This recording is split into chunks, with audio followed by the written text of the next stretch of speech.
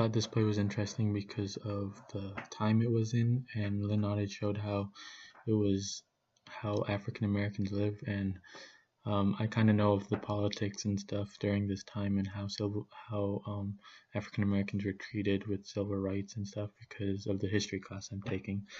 And it kind of helped me understand this world a little better and imagine how it was to be an African American person during this time. Two values that I thought were important was the value of friendship and the value of love. Friendship was shown between Esther's friends, and they like wrote letters for her because she was illiterate, and it was kind of, and love was also shown between Mark's and Esther, and George Armstrong and Esther. I felt like George Armstrong's and Esther's love was non-existent because these letters were by somebody else from the both of them, and these two played an important role between the both of them because at the end, Mame would kind of got attached to these letters and kind of loved George as a person, but Esther helped her, said that George was really not worth it because because George treated her badly and all that stuff.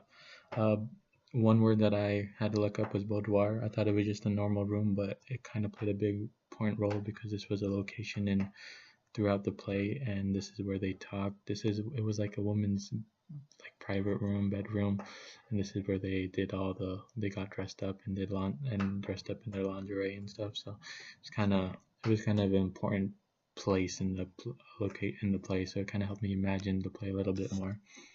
I felt like this play reinvented our understanding of the African American. And here, most people think that African Americans during this time still worked on plantains. Right here, you can see that they worked as a seamstress. One was a landlady and one was a prostitute. And I felt like this also shows us that they still had hopes of and they still worked hard, but I felt like they worked twice as hard as the normal white person. So so I felt like she reinforced the African American stereotypes too, because it showed like I said, that they worked twice as hard to make a living. They had to work as like a prostitute or a landlady and seamstress to get by. Even Esther had to save money to make a dream, but this kind of reinforces that they were all equal. They were still equal, and they had the same problems as other white people and stuff like that. I feel like today they still do stereotype African Americans.